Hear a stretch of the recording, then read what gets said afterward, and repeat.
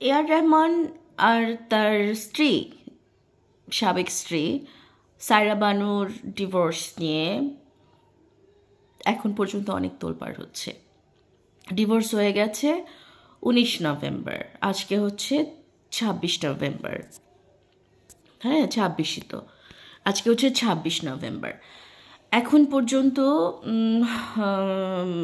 Net পাড়ায় এটাই hot topic যে কেন সায়রা বানুকে বিবাহের 30 বছর পরে ডিভোর্স দিলেন এআর রহমান, অস্কার জয়ী এআর রহমান, এবং এর পেছনে কি কারণ থাকতে পারে। তো যেহেতু একই দিন এআর রহমানের গ্রুপের গিটারিস্ট মোহিনী দে, সেও তার ডিভোর্সের ঘোষণা দিয়েছে, তো সবার মোটা দাগে জল্পনা কল্পনা এখন মোহিনী দেকে ঘিরেই।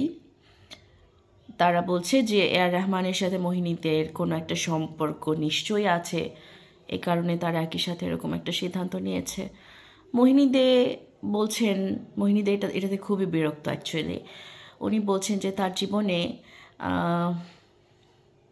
যে কয়জন মানুষ পিতৃতুল্য, তার মাঝে এআর রহমান একজন। তার কাছে খুবই বিরক্ত লাগছে এ ধরনের কথাবার্তা শুনে। এভাবে এআর রহমানকে কলঙ্কিত করার যে অপচেষ্টা, সেটাকে তিনি একদমই পছন্দ করছেন না, এবং এ ব্যাপারে তাকে যে ইন্টারভিউ কল করা হচ্ছে তিনি সেটাতেও বিরক্ত। তিনি ডিনাই করছেন এবং বলেছেন যে এগুলো সব এনার্জি নষ্ট করা এক একটা ব্যাপার, সো তাকে যেন এই ধরনের অনুরোধ করা না হয়। এদিকে সায়রা বানু, এআর রহমানের সাবেক স্ত্রী, উনি অবশেষে মুখ খুলেছেন। উনি বলেছেন যে এআর রহমানকে উনি এখনও অনেক ভালোবাসেন, এবং এআর রহমান যে টুইটারে টুইটটি করেছিলেন সেখানে উনি বলেছিলেন যে তাদের মাঝে কিছু